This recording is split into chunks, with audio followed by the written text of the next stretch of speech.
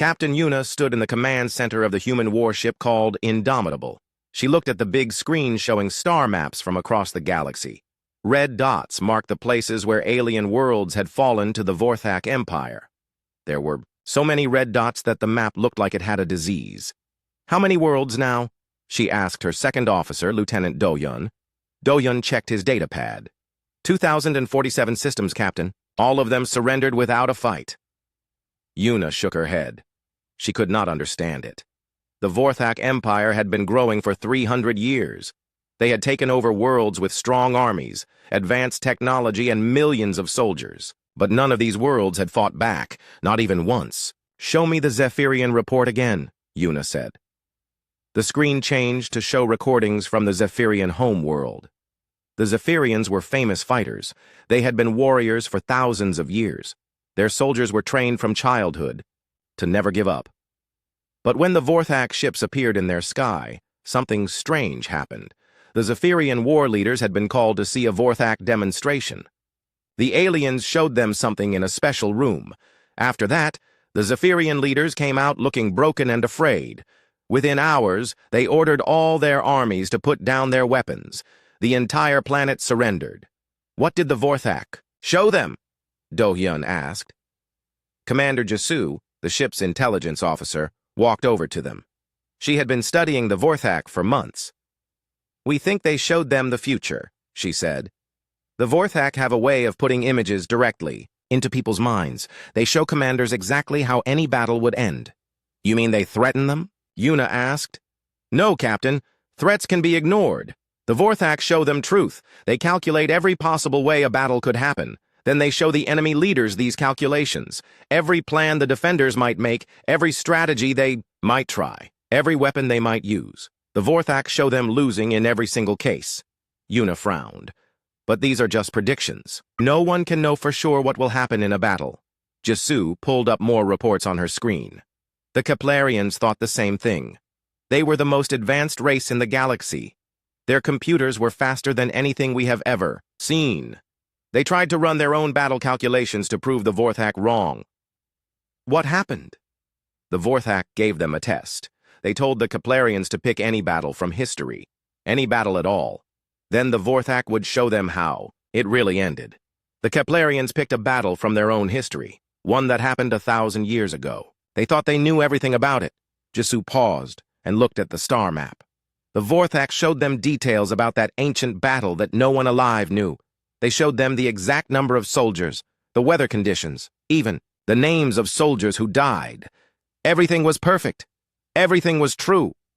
Then the Vorthak showed them how that ancient battle would have ended if just one small thing had been different. If the weather had changed, if one soldier had moved differently, if one weapon had jammed. They showed dozens of different ways the same battle could have happened. Every tiny change led to a different result. But the Vorthak predicted all of them perfectly. Do-Hyun sat down heavily. "So the Keplerians realized that the Vorthak really could predict any battle." Exactly. After that demonstration, the Keplerian leaders looked at the Vorthak predictions for their own defense. They saw their fleets destroyed, their cities burned, their people enslaved. But more than that, they saw that there was no way to change the outcome. No matter what they tried, no matter how clever their plans, the result was always the same: total defeat. Yuna stared at the red dots on the map. Each dot represented billions of lives, entire civilizations that had given up without firing a single shot. How is this possible? How can anyone predict battles with such accuracy? "We think the Vorthak have been studying warfare for thousands of years," Jisoo explained. "They have seen every type of battle, every kind of strategy, every possible weapon. They know how different species think, how they fight, how they react under pressure. To them, war is like a math problem. They just calculate the answer." "But they have never fought humans," Yuna said. "No, Captain. We will be their first human target." The command center became quiet. Everyone knew what this meant. In 6 months, the Vorthak fleet would reach the outer human colonies. The aliens would try their psychological warfare on human commanders. They would show human leaders exactly how they would lose any battle against the Vorthak Empire. "Captain," Communications Officer Hieri called out. "We are getting a message from Earth Command." The main screen changed to show Admiral Taewoo, the commander of all human space forces. His face looked grim. "Captain Yuna, your ship has been chosen for a special mission. Intelligence reports show that the Vorthak will arrive at the Kepler 442 system in 3 weeks. That system has 50 million human colonists." "We understand, Admiral," Yuna replied. "The Indomitable will be the first human ship to face the Vorthak. Your job is to observe their tactics and report back to Earth. We need to know exactly how they conduct their psychological warfare. And if they try to show us these battle predictions?" Admiral Taewoo was quiet for a moment. "Then we will learn if human minds work the same as alien minds. You will be testing whether humans can be broken the same way as every other species in the galaxy." After the communication ended, Yuna looked around her command center. Her crew was made up of the best officers in the human fleet. Lieutenant Do-hyun had never lost a tactical simulation. Commander Jisoo could solve problems that stumped entire teams of experts. Communications Officer Hyeri could crack any alien code. But none of them had ever faced an enemy like the Vorthak. An enemy that did not win through superior weapons or greater numbers. An enemy that won by showing their opponents that resistance was hopeless. "Set course for the Kepler 442 system," Yuna ordered. "Maximum speed." As the Indomitable jumped to hyperspace, Yuna thought about what made humans different from the other species that had fallen to the Vorthak. The Zephyrians were warriors, but they had surrendered. The Keplerians were intelligent, but they had given up. What did humans have that these other races lacked? She did not know the answer yet, but she was about to find out. 3 weeks later, the Indomitable reached the edge of the Kepler 442 system. The human colonies were still safe, but long-range sensors detected something troubling. Massive ships were approaching from deep space. The Vorthak Empire had arrived. "All hands to battle stations," Yuna announced. "Today we find out what happens when an unstoppable force meets humanity." Unknown to Captain Yuna, the Vorthak War Prime Cortex was also preparing for this encounter. He had studied the reports about humans. They seemed like a typical species, not particularly strong or smart. Compared to others the Empire had conquered, Cortex expected this to be one of the easiest conquests in Vorthak history. He had no idea that humans possessed something no other species in the galaxy had. Something that would change everything the Vorthak thought they knew about war, conquest, and the nature of intelligent life itself. The stage was set for a confrontation that would shake the foundations of the galaxy. For the first time in 300 years, the Vorthak Empire was about to face an enemy that could not be broken. By fear, calculations, or the promise of certain defeat, they were about to face humanity. The Vorthak ships appeared at the edge of space like dark storms. 12 massive vessels, each one bigger than a human city, moved toward the Kepler 442 system in perfect formation. Their hulls were black and covered with strange symbols that seemed to move in the light. Admiral Minho commanded the human defense fleet from his flagship, the Defender. He had 8 ships under his command, including Captain Yuna's Indomitable. The human vessels looked tiny compared to the approaching Vorthak fleet, like small fish facing giant sharks. "Sir," Communications Officer Hyeri reported from her station, "the alien ships are slowing down. They are taking position just outside the system." "What are they waiting for?" asked Chief Tactical Officer Jae-hyun. Admiral Minho studied the tactical display. "They are not here to fight yet. This is how they always start. First, they talk." As if responding to his words, the communication systems across all human ships suddenly activated. A signal was coming from the lead Vorthak vessel, powerful enough to reach every ship in the fleet at the same time. The main screen flickered and changed. A face appeared that made several crew members step backward. The alien was tall and thin, with pale blue skin that seemed to glow in the dim light. Its eyes were completely black, like looking into deep space. When it spoke, its voice seemed to come from everywhere at once. "I am War Prime Cortex of the Vorthak Empire," the alien said. Its voice was calm, but carried an undertone that made humans feel cold. "Your species has been selected for integration into our empire. You will observe our capabilities and make the correct decision." Captain Yuna, watching from the Indomitable, felt her crew tense around her. "Steady, everyone," she said quietly. "Let's see what they have to show us." The screen changed again. Now it showed a detailed holographic display of the current situation. Every human ship was perfectly mapped, down to the smallest details. The hologram showed the exact position of each vessel, their weapon systems, their crew numbers, even their fuel levels.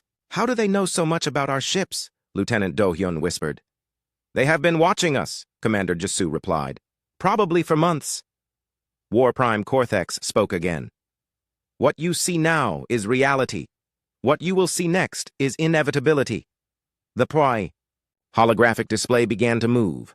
It showed what would happen if the human fleet attacked the Vorthak ships. The simulation played out like a detailed movie, showing every moment of the battle that would come. In the simulation, Admiral Minho gave the order to attack. The human ships moved forward in their standard battle formation.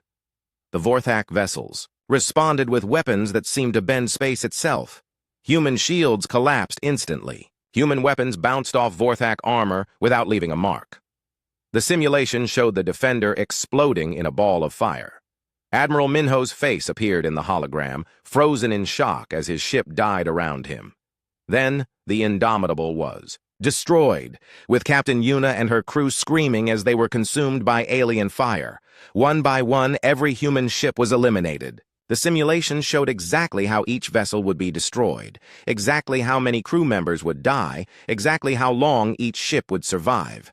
The entire human fleet was wiped out in 17 minutes and 32 seconds. But the simulation did not stop there. It showed what would happen to the human colonies after the fleet was destroyed. Vorthak landing ships descended on the planets below. Human cities burned. Millions of colonists were herded into enormous ships to be taken, away as slaves. Then the simulation started again, but this time it showed a different approach. What if the humans tried to run away instead of fighting? The result was the same. The Vorthak ships were faster and caught the fleeing human vessels easily. What if the humans tried to hide in the asteroid field? The Vorthak found them with sensors that could detect a single human heartbeat from across the solar system. The simulation showed dozens of different scenarios. In every case, no matter what the humans tried, the result was exactly the same. Total defeat, complete destruction. The death of every single human in the system. When the simulation finally ended, War Prime Cortex appeared on the screen again. "You have seen your future. Every possibility has been calculated. Every strategy has been tested. Resistance will result in your extinction. Surrender will result in your integration into our empire. Choose." The alien transmission ended, leaving the human fleet in stunned silence. On the bridge of the Defender, Admiral Minho's officers looked at their commander with fear in their eyes. They had just seen their own deaths, calculated with perfect precision. They had seen their families and friends enslaved or killed. They had seen the absolute certainty of defeat. "Admiral," Tactical Officer Jae-hyun said quietly, "the simulations looked very accurate. Their technology is far beyond ours." "Sir," another officer added, "maybe we should consider their offer. Integration might be better than extinction." "Admiral," Minho looked around his bridge. He could see the fear in his crew's faces. The Vorthak psychological warfare was working exactly as it had on 2,000 other worlds. His people were beginning to believe that resistance was hopeless. But then Captain Yuna's voice came over the communication system, speaking to the entire fleet. "All ships, this is Captain Yuna. Did everyone get a good look at that light show?" "Yes." "Captain," came the responses from the other ships. "Good. Now we know what we're dealing with." Admiral Minho activated his own communication channel. "Captain Yuna, you saw the same simulations we did. The Vorthak clearly have superior technology." "Yes, sir. But I noticed something interesting about their predictions." "What?" "They assumed we would fight like every other species they have conquered. Standard formations, predictable tactics, logical strategies. But humans do not always fight logically." Lieutenant Do-hyun, listening from the Indomitable, began to understand what his captain was thinking. "Captain, are you suggesting we do something unpredictable?" "I am suggesting we do something that their calculations cannot account for," Yuna replied. "Something that no rational species would ever attempt." Admiral Minho felt a slow smile spread across his face. What did you have in mind, Captain? The Vorthak have shown us exactly how they expect us to lose. They have given us a perfect map of what not to do, but they have made one critical error in their calculations, which is, they assume we are trying to win. The communication channel fell silent as the implications of Yuna's words sank in. Every other species the Vorthak had conquered had fought to win. When faced with certain defeat, they had chosen surrender over death. But humans had a different way of thinking about impossible situations. Admiral Minho opened a channel to War Prime Cortex. The alien's face appeared on the screen again, confident and patient. War Prime Cortex, Admiral Minho said. This is Admiral Minho of the Terran Defense Force. We have reviewed your simulations. They are very impressive. However, they contain one significant flaw. The Vorthak commander's black eyes showed a flicker of interest. Explain. Your simulations assume that we care about surviving this battle. They assume that we are fighting to win. But you have misunderstood the nature of human warfare. All species fight to survive, Cortex replied. It is the most basic instinct of intelligent life. Admiral Minho's voice became hard as steel. War Prime Cortex, humans do not always fight to win. Sometimes we fight simply because surrender is unthinkable. Sometimes we fight because some things are more important than living. And sometimes we fight because someone needs to be the first to stand up to a bully, even if it costs us everything. The Vorthak commander's expression changed slightly. For the first time in 300 years of conquest, he was hearing something he had never heard before. An enemy that acknowledged certain defeat, but refused to surrender. You choose extinction over integration? Cortex asked. We choose to fight, Admiral Minho replied. And War Prime Cortex, you are about to learn the difference between conquering a species that fights to win and facing a species that fights because it is the right thing to do. The human fleet began moving into attack formation. For the first time in 3 centuries, the Vorthak Empire faced an enemy that looked at certain death and decided to charge anyway. War Prime Cortex stared at his tactical display in confusion. According to every calculation, every prediction, every model the Vorthak had developed over centuries of conquest, this should not be happening. The humans should be surrendering. Instead, they were attacking. All ships, Admiral Minho announced, to his fleet, today we may die, but we will die as humans. And maybe, just maybe, we will teach the galaxy that some things are worth fighting for, no matter what the odds. The Battle of Kepler 442 was about to begin. The first shots of the battle lit up space like deadly fireworks. The human ships charged toward the Vorthak fleet with engines at maximum power. Energy beams and missiles flew between the two forces as they closed the distance. War Prime Cortex watched from his command ship as the battle unfolded exactly as his simulations had predicted. The human weapons were primitive compared to Vorthak technology. Their shields collapsed under the first alien attack. Their armor was torn apart by weapons that twisted reality itself. But something was wrong. The humans were not fighting the way the simulations had shown. Subprime Vorthak, Cortex called to his tactical advisor. The humans are not following standard battle formations. No, War Prime. They are spread out in a pattern we have never seen before. It appears random, but it is making our targeting systems less effective. Captain Yuna had ordered her fleet to abandon all traditional tactics. Instead of flying in neat formations that made them easy targets, the human ships moved in seemingly chaotic patterns. When a Vorthak weapon locked onto one ship, 2 others would suddenly appear from unexpected angles. The human destroyer, Resilient, commanded by Captain Sunho, had lost most of its weapons in the first exchange of fire. By all logic, the ship should have retreated or surrendered. Instead, Captain Sunho did something that made the Vorthak computers crash trying to understand it. All crew to escape pods, Sunho announced over his ship's communication system. We are going to ram the enemy. Lieutenant Wu Sung, the ship's tactical officer, stared at his captain. Sir, ramming is suicide. The ship will be destroyed. Yes, Sunho replied calmly. But so will their cruiser. 1 human ship for 1 Vorthak ship is a trade we can accept. The Resilient turned toward the nearest Vorthak cruiser and fired all remaining engines. The alien ship tried to move away, but the human vessel was already too close. the two ships collided in a massive explosion that lit up half the battlefield. War Prime Cortex watched in shock as his cruiser was destroyed by what could only be called a suicide attack. This is impossible. No species sacrifices valuable ships in such a manner. War Prime, Subprime Verthak reported. The human frigate Defiant is being boarded by our assault troops. Victory is certain. But on the Defiant, Lieutenant Commander Yunji had her own plan. She watched on the security screens as Vorthak's soldiers moved through her ship's corridors. The aliens were winning the boarding action, killing her crew and taking control of each section. Engineering, she called on the ship's communication system. Prepare to overload the main reactor. Commander, Chief Engineer Hyunwoo replied. If we overload the reactor, the ship will explode. Everyone will die. Including the Vorthak boarding party, Yunji said. They want our ship. We will make sure they cannot have it. The Defiant exploded 5 minutes later, taking 60 Vorthak soldiers with it. Across the battlefield, similar scenes played out again and again. Human ships that should have surrendered when boarded instead self-destructed. Vessels that should have retreated when damaged instead made ramming attacks. Crews that should have given up when faced with certain death instead fought until the very end.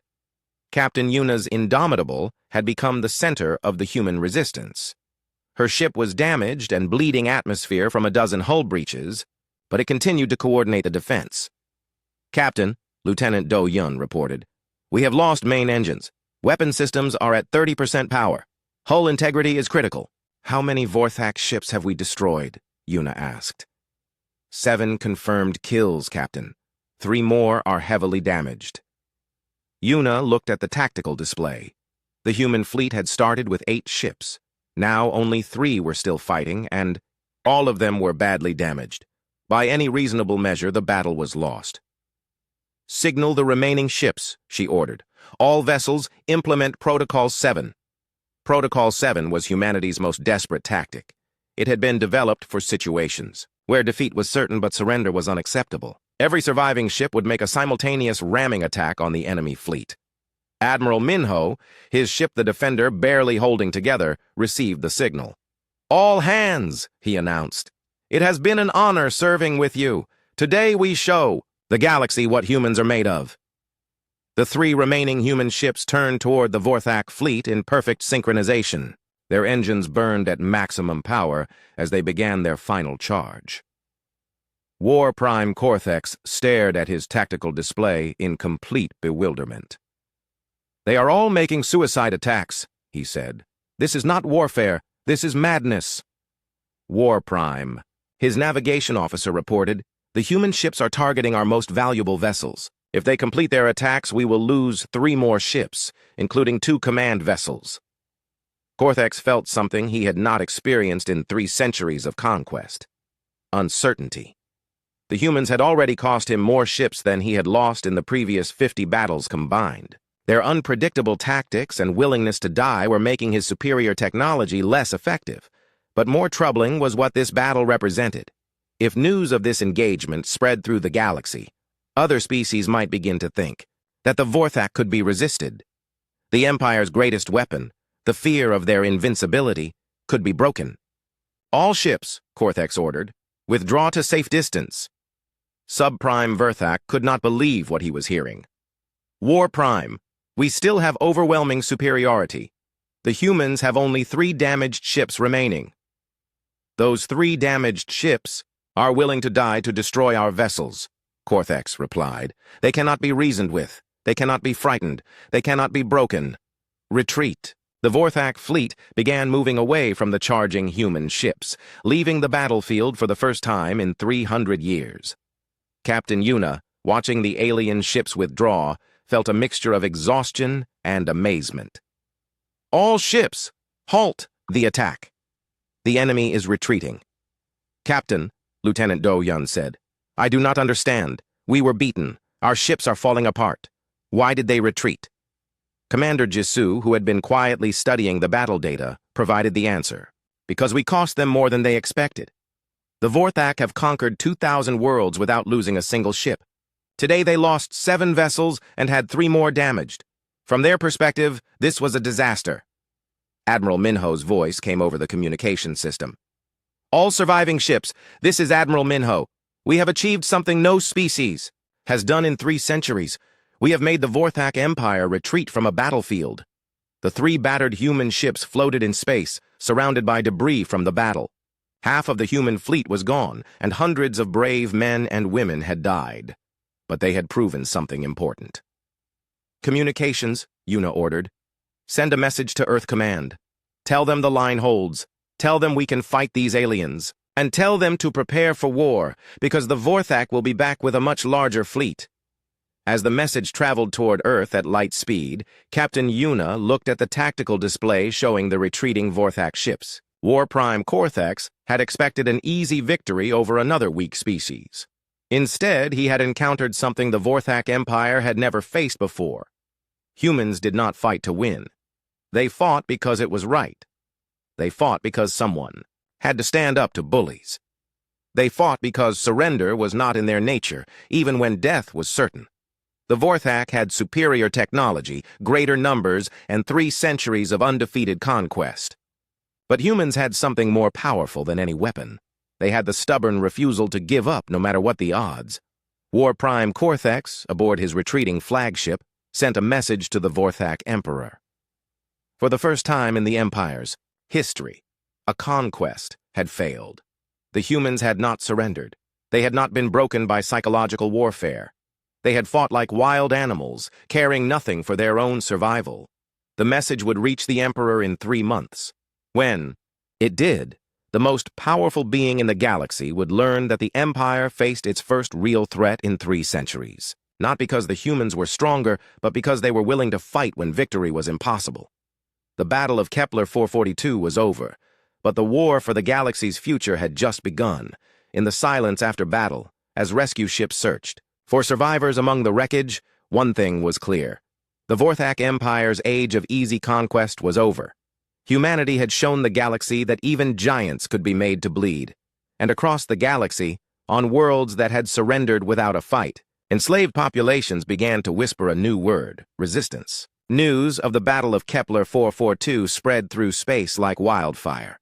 On Earth, the message from Captain Yuna reached the Defense Council during their emergency meeting in the deep underground bunkers beneath Geneva. The holographic displays showed the full scope of what humanity now faced.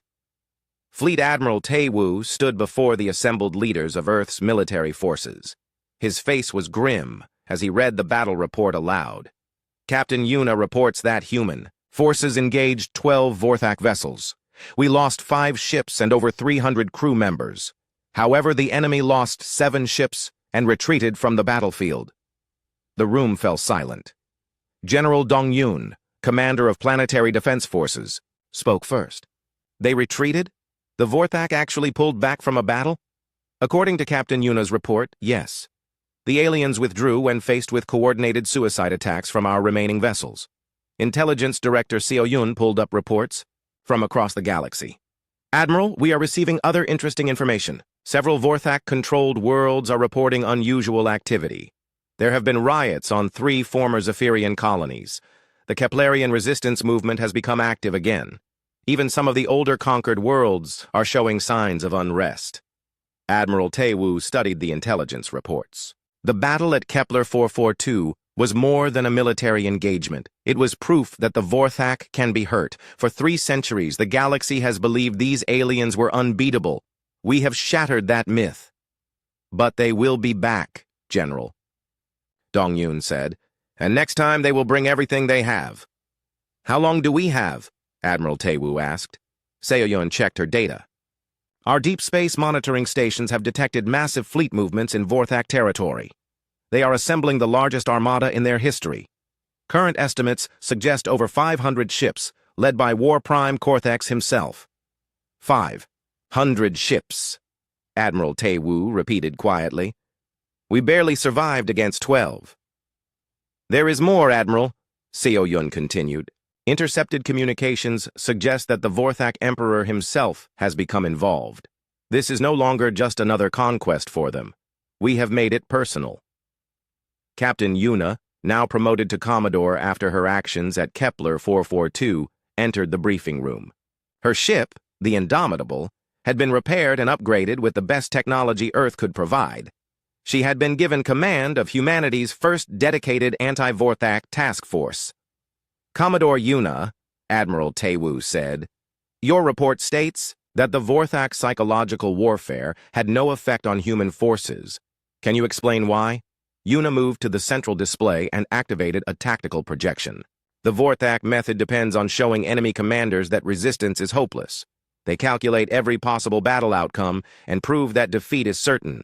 This breaks the will of enemy leaders, who then choose surrender over annihilation. And this does not work on humans because? General Dong-Yun asked. Because humans do not fight only to win, General. Every other species in the galaxy approaches warfare logically. They weigh costs and benefits. They calculate odds of success. When faced with certain defeat, they make the rational choice to surrender. Commodore Yuna paused and looked around the room. But humans are not always rational. We fight for principles that cannot be calculated. Honor, freedom, the right to exist on our own terms. When a human sees certain defeat, sometimes we charge. Anyway, just to prove that someone was willing to stand up. Intelligence Director Seo Yun brought up recordings from the battle. The Vorthak computers actually crashed trying to analyze human tactics. Their artificial intelligence could not understand why ships would make suicide attacks instead of retreating. So our irrationality is our greatest weapon, Admiral Taewoo said with a slight smile. In a sense, yes. But we cannot rely on surprise alone. The Vorthak will adapt. They are already studying human psychology and developing new tactics. General, Dong-Yun leaned forward. What do you recommend, Commodore? Yuna activated a new display showing the human colonies and Earth itself. We cannot match their numbers or technology, but we can make conquest so expensive that even the Vorthak Empire will question whether we are worth the cost. Explain. We turn every system into Kepler 442. We make them fight for every planet, every space station, every asteroid. We weaponize everything we can. Most importantly, we make sure that taking human territory always costs them more than it is worth. The plan that emerged from the next 6 hours of discussion was audacious in its simplicity. Humanity would deploy mobile defense platforms throughout human space. Every asteroid would be fitted with weapons and engines, turning them into kinetic missiles. Every space station would become a fortress. Every colony would be prepared to fight to the last person. But the centerpiece of the defense would be the newly constructed battleship Unyielding. Unlike traditional warships designed to win battles, the Unyielding was built to ensure that the enemy paid the maximum possible price for their victories. The ship carries more firepower than any vessel in human history, Chief Engineer Myung-ho explained as he showed the plans. But more importantly, it is designed to keep fighting even when heavily damaged. Multiple redundant systems, armor that gets stronger under fire, and weapons that can operate independently of the main computer. Admiral Taewoo studied the ship's specifications. How long can it survive against superior enemy forces? Unknown, Admiral, but it will keep fighting until nothing is left but debris. And even then, the debris will be equipped with proximity mines. As the Defense Council planned humanity's desperate stand, intercepted Vorthak communications revealed the scale of the threat they faced. War Prime Cortex had been called before the Vorthak Emperor himself to explain the failure at Kepler 442. You retreated from inferior forces, the Emperor's message stated. For the first time in 3 centuries, the Empire showed weakness before a primitive species. This cannot be allowed to stand. Cortex's response showed the confusion the humans had created. Emperor, the humans do not respond to standard psychological warfare. They acknowledge certain defeat, but refuse to surrender. Their tactics are unpredictable and often suicidal. They appear to value death over submission. Then you will teach them that submission is preferable to extinction. Assemble the Grand Fleet, every available ship. We will not merely conquer the humans. We will erase them so completely that no species will ever again consider resistance. The implications were staggering. The Vorthak Empire was preparing to use force on a scale not seen since their early expansion 3 centuries ago. They would bring enough ships to destroy every human world simultaneously, leaving no possibility of resistance or escape. But the Emperor's order had an unintended consequence. By assembling the Grand Fleet, the Vorthak were pulling ships away from their conquered territories. For the first time in centuries, garrison forces were reduced across the empire. Intelligence Director Seo-yun brought this information to the Defense Council. Admiral, we are seeing revolts on 17 Vorthak-controlled worlds. The aliens are having to divert ships to maintain order in their own territory. The humans started something, General Dong-yun observed. By proving the Vorthak could be hurt, we have inspired others to fight back. Commodore Yuna studied the galactic situation map. We are not just fighting for humanity anymore. We have become the symbol of resistance for the entire galaxy. If we fall, the revolts will collapse and the Empire will be stronger than ever. But if we can continue to hurt them, to make them bleed, other species will keep fighting. Admiral Tae-woo realized the true scope of what they faced. This is no longer about defending Earth. This is about the future of galactic civilization. Either the Empire remains supreme forever, or we break their power and free the galaxy. The weight of that responsibility settled on everyone in the room. Humanity, the newest species to enter galactic politics, had become the focal point of a struggle that would determine the fate of billions of intelligent beings. How long until the Vorthak arrive in force? Admiral Tae-woo asked. 6 months to reach our outer colonies, Intelligence Director Seo-yun replied. 8 months until they reach Earth itself. Then we have 8 months to prepare for the most important battle in galactic history. As the Defense Council dispersed to coordinate humanity's preparations, Commodore Yuna remained behind to study the tactical displays. The Vorthak Grand Fleet would arrive with overwhelming force, expecting to crush human resistance once and for all. They would find humans ready to fight with the same stubborn determination that had shocked War Prime Cortex at Kepler 442. But this time, the humans would be prepared. This time, they would make the aliens pay such a terrible price that the galaxy would never forget the cost of trying to conquer humanity.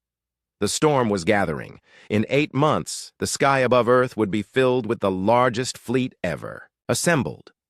The Vorthak Empire would bring the full weight of 3 centuries of conquest to bear against one small blue planet. But Earth would not stand alone. Across the galaxy, enslaved worlds were remembering what freedom meant. And at the center of it all, humanity prepared to teach the universe that some things were worth fighting for, no matter what the odds. 8 months later, the edge of the solar system became a graveyard of stars. The Vorthak Grand Fleet emerged from hyperspace in a formation so massive that it blocked out entire constellations.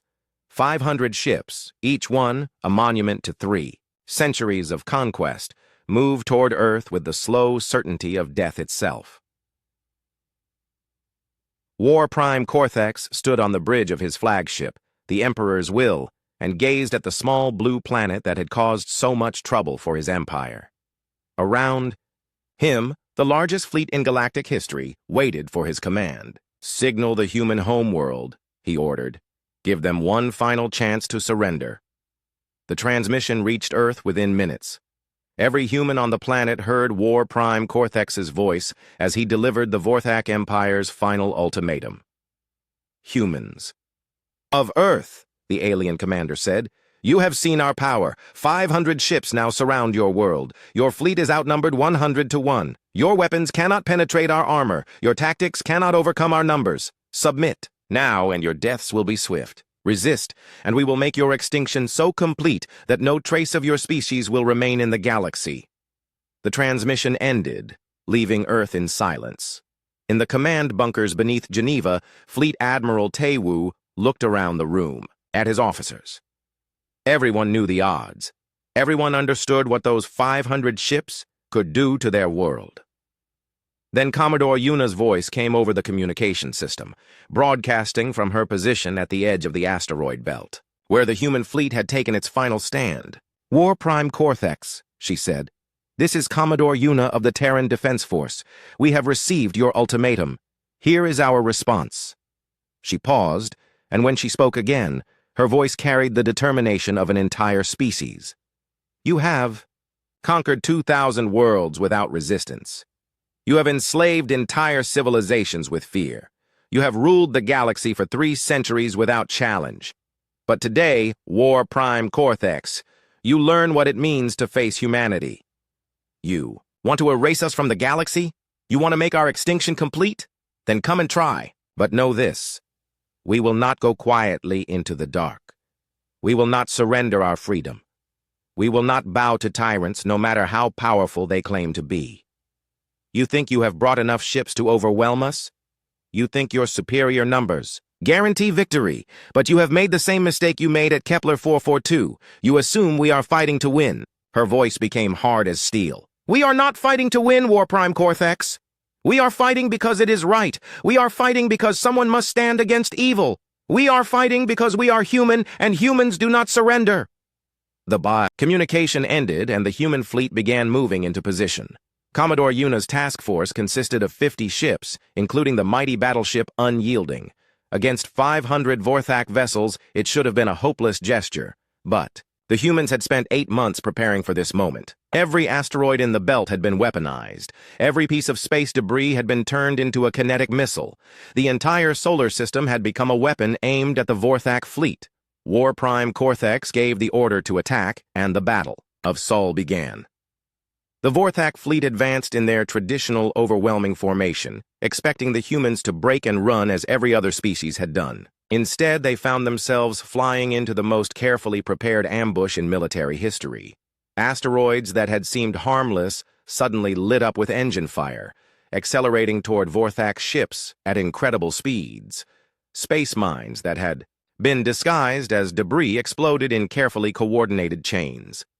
Human ships appeared from hiding places throughout the asteroid belt, firing everything they had before disappearing again. Captain Minjay, commanding the destroyer Relentless, led his squadron in a desperate charge against a Vorthak battle group. His ship was vaporized by enemy fire within minutes, but not before launching a spread of antimatter torpedoes that crippled 3 alien vessels. Lieutenant Colonel Seo Hyun, aboard the heavily armed frigate Retribution, held her position in the inner asteroid belt as Vorthak ships closed in around her. When her vessel was finally boarded by alien soldiers, she and her crew fought hand-to-hand in the corridors until the ship's reactor overloaded, taking 2 Vorthak boarding parties with her. But it was the battleship Unyielding that became the true symbol of human defiance. Commander Ji-hoon had positioned his massive vessel directly in the path of the Vorthak main fleet, challenging them to a direct confrontation. "Sir," reported Lieutenant Hyun-jin from the damage control station, "we are taking fire from 12 enemy ships. Shields are down, armor is compromised, and we have fires on 6 decks." "Weapons status?" Commander Ji-hoon asked calmly. "All main guns operational, missile tubes loaded. We are ready to continue the fight."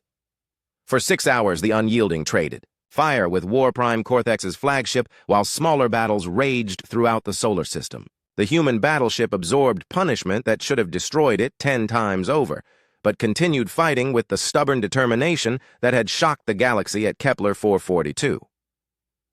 War Prime Cortex watched from his bridge as his fleet took casualties for the first time in centuries.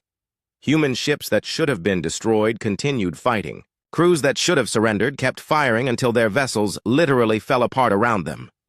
"War Prime," his tactical advisor reported, "we have lost 47 ships. 63 more are damaged. The humans are making this far more expensive than any previous conquest. Continue the attack," Cortex ordered. "The humans cannot maintain this level of resistance indefinitely." But something was happening that the Vorthak commander did not expect. Throughout the galaxy, on worlds conquered centuries ago, enslaved, populations were watching the Battle of Sol through hijacked communications networks. They saw human ships fighting impossible odds. They saw crews choosing death over surrender. They saw a species that refused to be broken. On the former Zephyrian homeworld, the resistance movement launched a coordinated uprising. On Keplerian colonies, saboteurs began destroying Vorthak supply depots. Across the Empire, the sight of humans fighting to the death inspired others to remember what freedom meant. The Vorthak Empire, which had ruled through fear for 3 centuries, suddenly found itself fighting wars on dozens of fronts simultaneously. Back in the solar system, the battle reached its climax when the Unyielding began its final attack run. Commander Ji-hoon's ship was barely holding together, but it still had one last card to play. "All hands, this is the commander," he announced to his crew. "We have shown them that humans can fight. Now we show them that humans can die for something greater than themselves." The unyielding turned directly toward War Prime Corthex's flagship and accelerated to ramming speed. The massive human battleship, bristling with weapons and burning from a dozen hull breaches, charged straight at the heart of the Vorthak fleet. War Prime Corthex watched the approaching human ship and finally understood what made this species different from every other race in the galaxy. They were not fighting for territory or resources or even survival. They were fighting for an idea. The idea that freedom was worth any price, that some things were more important than living. The unyielding rammed the Emperor's will at full speed, and both ships disappeared in the explosion that lit up half the solar system. When the light faded, War Prime Corthex was dead, and the Vorthak fleet was in chaos. They had lost their commander, their flagship, and over 100 ships to an enemy they had expected to crush easily. For the first time in 3 centuries, the Vorthak Empire retreated in defeat. But the real victory was not in the solar system. It was across the galaxy, where millions of enslaved beings had watched humanity's defiant stand and decided that they too would rather die free than live as slaves. The Vorthak Empire would never recover from the Battle of Sol. Their psychological warfare tactics, exposed as powerless against true determination, lost their effectiveness. World after world rose in rebellion, inspired by the humans who had shown that even giants could be made to fall. Commodore Yuna, her ship damaged but still fighting, transmitted a message that would echo across the galaxy for generations to come. "Tai, all who can hear this transmission," she said. "This is Commodore Yuna of the Terran Defense Force. Today, humanity stood against tyranny and refused to bow. We did not win because we were stronger. We did not win because we were smarter. We won because we remembered that some things are worth fighting for, no matter what the cost. The Vorthak Empire told us that resistance was futile. They were wrong. Resistance is never futile when it is built on the foundation of freedom. Today, we have proven that no empire, no matter how powerful, can stand against people who refuse to be conquered." The message spread through hyperspace communications to every corner of the galaxy. On world after world, beings who had forgotten the meaning of freedom began to remember. The age of the Vorthak Empire was ending, brought down not by superior weapons or greater numbers, but by the simple human refusal to surrender. In the years that followed, historians would mark the Battle of Sol as the turning point in galactic history. The day when humanity taught the universe that giants could fall, that resistance was possible, and that freedom was worth any price. The Vorthak had conquered 2,000 worlds without resistance.